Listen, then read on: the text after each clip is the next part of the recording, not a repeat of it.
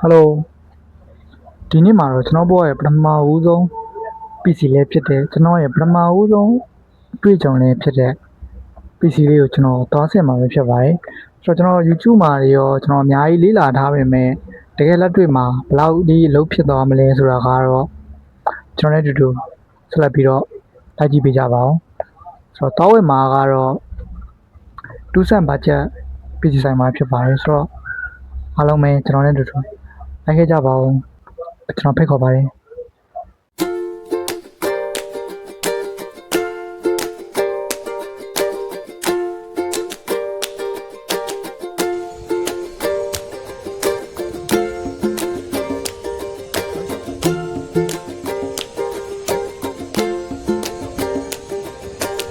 ယောက်ျားခင်းရတယ်လို့ပြောတာပဲ။အဲ့ဒါလည်းတော့ပဲဒီနေ့ကြောင်ရရဘူး။ဒီနေ့ကဘူးလို့ပြော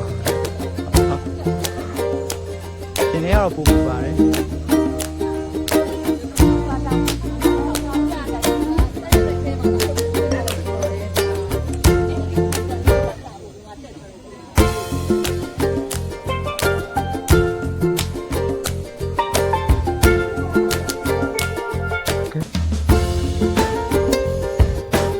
ကတော့ကျွန်တော်ဖုန်းဆက်တယ်ဆိုတော့ကျွန်တော်တို့ရောက်မှဆက်တယ်ဒီနေ့ကြာတော့ဆိုတော့ဒီသွားလိုက်ပါဦးဆိုတော့ဒီကဘယ်လိုရှိမလဲဆိုတာကတော့ခဏနေလို့ရှိရင်တော့ပြန်ပေးပါမယ်ဆိုတော့အိမ်ရောက်လို့ရှိရင်လည်းဒါပစ္စည်း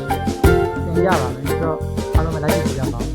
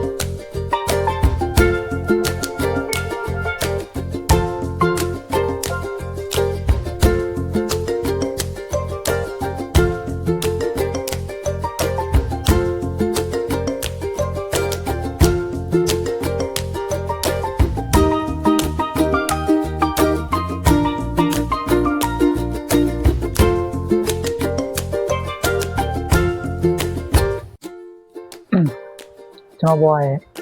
ပထမဦးဆုံး PC လေးကိုကျွန်တော်သင်နိုင်ခဲ့ပါပြီ